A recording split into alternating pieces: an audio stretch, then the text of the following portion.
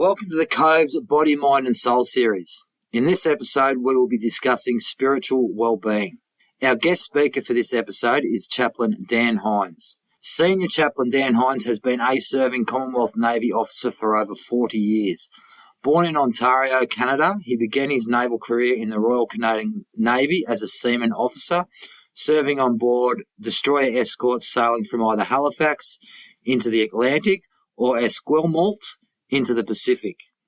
After 14 years there, involving various NATO, UN and overseas deployments, he latterly transferred to the Royal Australian Navy. In 1996, he was posted aboard HMAS Brisbane for an initial circumnavigation opportunity of Australia. He then went on to complete Principal Warfare Officer training at HMAS Watson and was subsequently posted west. Following back-to-back sea postings to HMAS Canberra and Adelaide, he was appointed Executive Officer of the HMAS Stirling. It was during this period that he received his call to the ministry. He completed in-service training for chaplaincy with the Australian College of Theology and the Baptist Theological College of Western Australia in 2007. Dan was ordained in October 2009. He has since served as chaplain on board HMAS ships Cairns, Creswell, Tobruk, Choules, Toowoomba, and various Armidale Cape-class patrol vessels, rounding out a career of over 15 years at sea. He is currently posted at Joint Health Command as the Director of Spiritual Health and Wellbeing. Dan and Mandy recently celebrated 36 years of marriage, and they have two adult sons, Josh and Adam. We're also joined once again by Chaplain Grant, who will assist with the discussion. Chaplain, welcome and thanks for supporting the Cove. What is spirituality? Well, that's a big question, and thanks for having me. It's a delight to be here, and it's a great opportunity to speak on this topic, which is near and dear to my heart. I think the easiest way to get around this is to identify that it's about meaning, making sense of things in our life. So it's about being connected to our state of mind, being the place where we work, gives us a sense of belonging and purpose. As I said, I think that in Joint Health Command, they've got a brand that says fit to fight, fit to work, and fit for life. Probably should be the other way around, because in order to be fit for life, spirituality is a major component in that. And if you're doing really well in life, then you're going to be able to work well. And if you're working really well, then you will be available for that fight part instead of focusing on the pointy end. But a lot of people seem to think that spirituality has a lot to do with religion. So that's why you're sitting talking to me.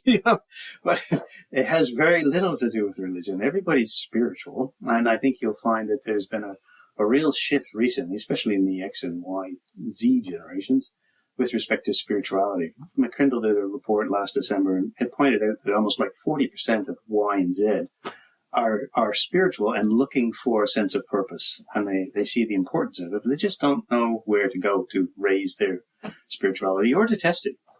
And I always tell people that there's an image that's actually on the internet that's quite clever. It's got a fish in water. So as a Navy person, I like this.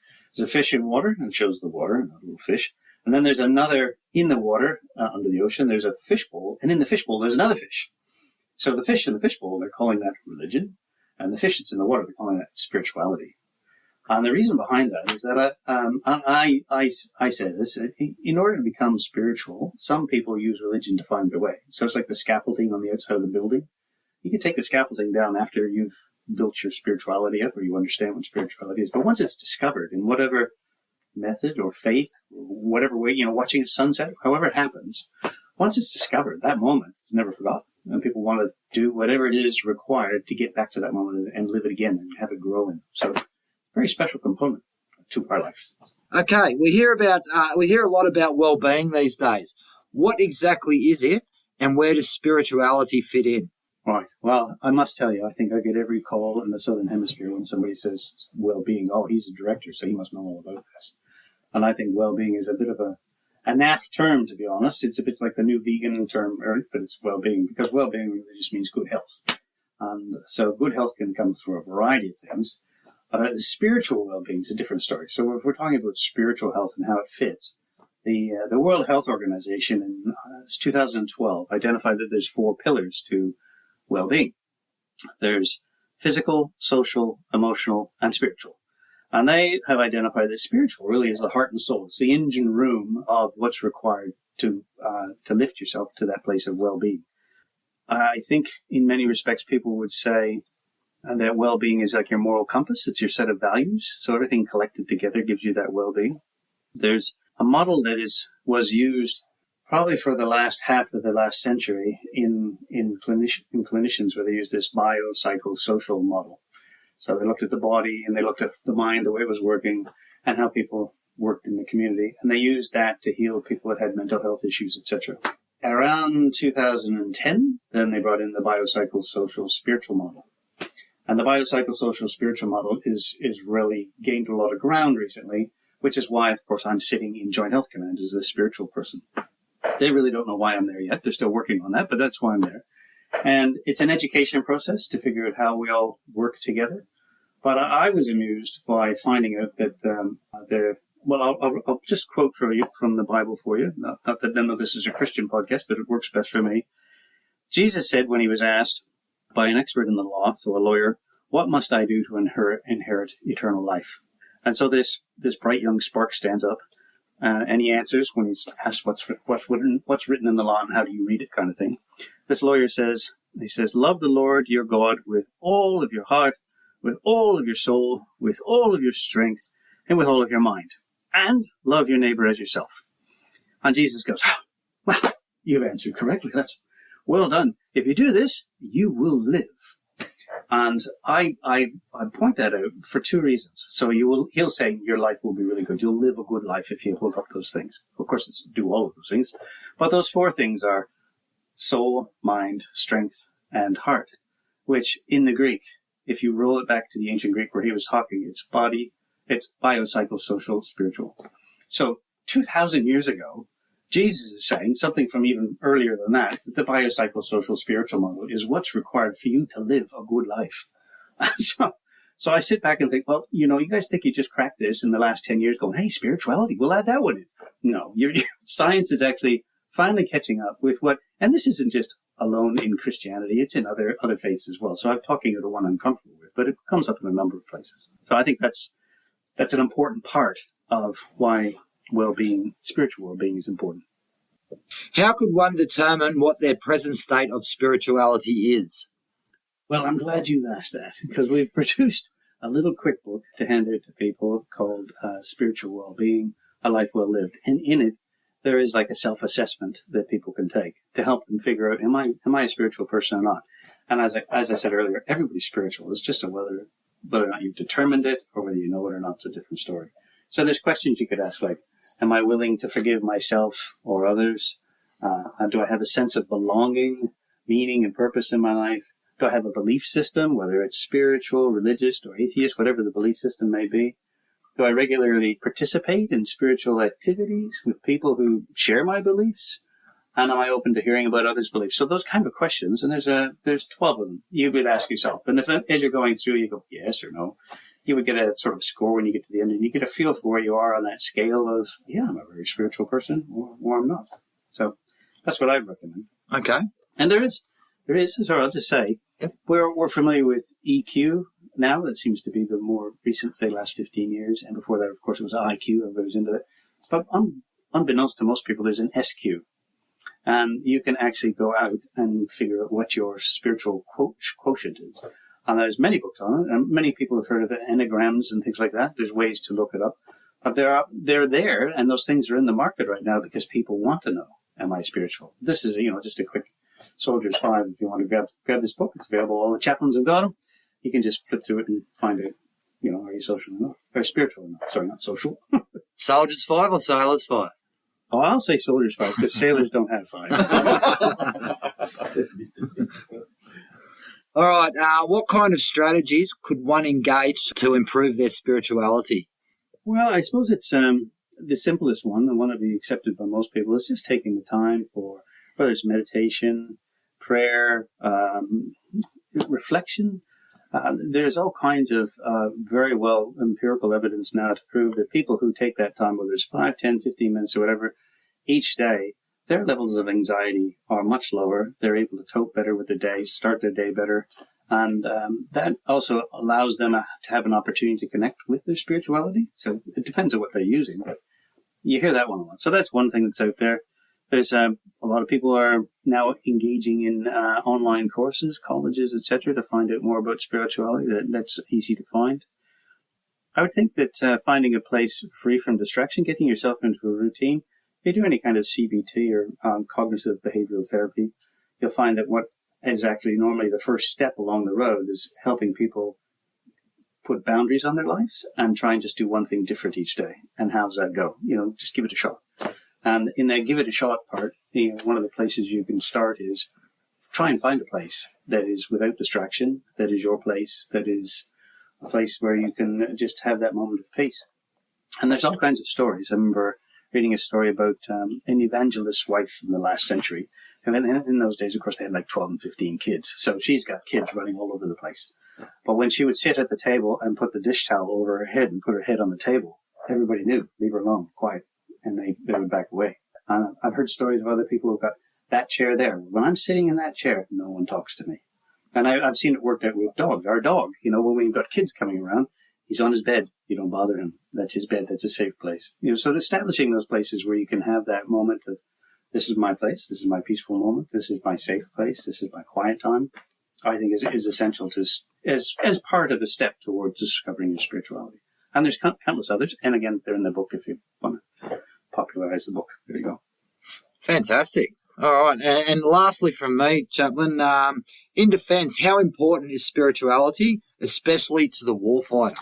Well, I'm glad you asked that, because there's a lot of work being done in the States on warrior readiness, and it's coming up through other nations as well. The Five Eyes are all trying to figure out how do we get a better point to our, the old model's not working. We need to find out how we bring them to a sharper point. And then there's all kinds of movies of people that have, they're climbing hills or holding pails of, surviving boot camp or not prisoner of war camps because they've got a faith or a spirituality to them. So there's a lot of work's been done in this area. And there's a fellow named Harold Corning who's just written a book called Spiritual Readiness. And it's in the U.S. military, and its subtitle is A Neglected Component of Warrior Readiness. So they've collected up the data.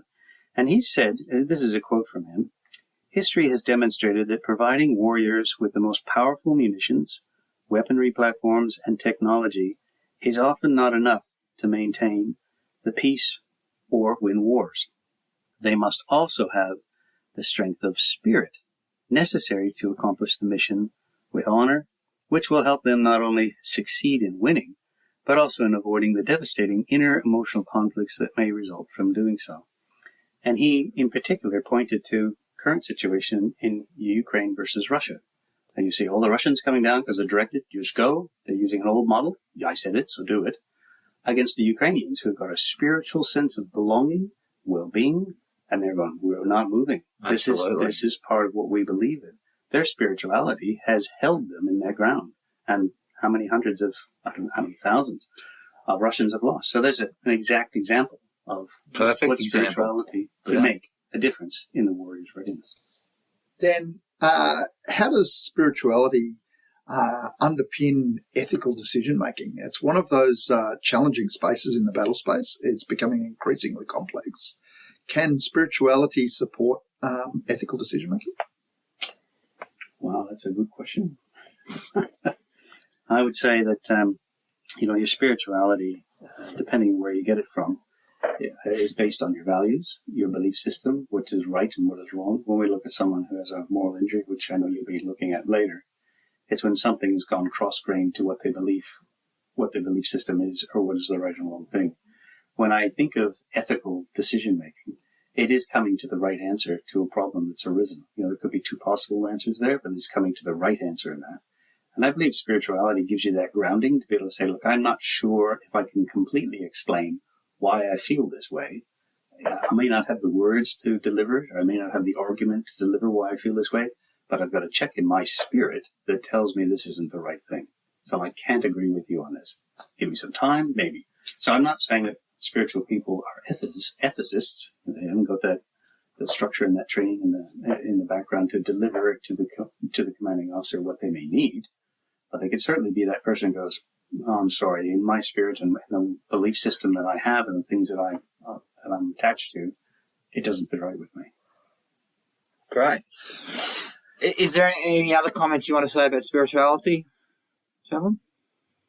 Look, I think the one thing I would say is I think it's the new undiscovered superpower that's out there. I think religion has done different faiths, so not Christianity, but there's a lot of faiths and religions that because of the way media is and we show everything that's bad these days or sell bad news sells, they discount all the good stuff that has been done as a result of religion. So all the hospitals, all of the schools, all of the care that's gone on around the world, that all gets discounted, but we lift up the one or two people that have done something bad. And I think what's wrong in that situation is we've got a model that's broken. It's been judged as broken by the community, so we're going to toss it out.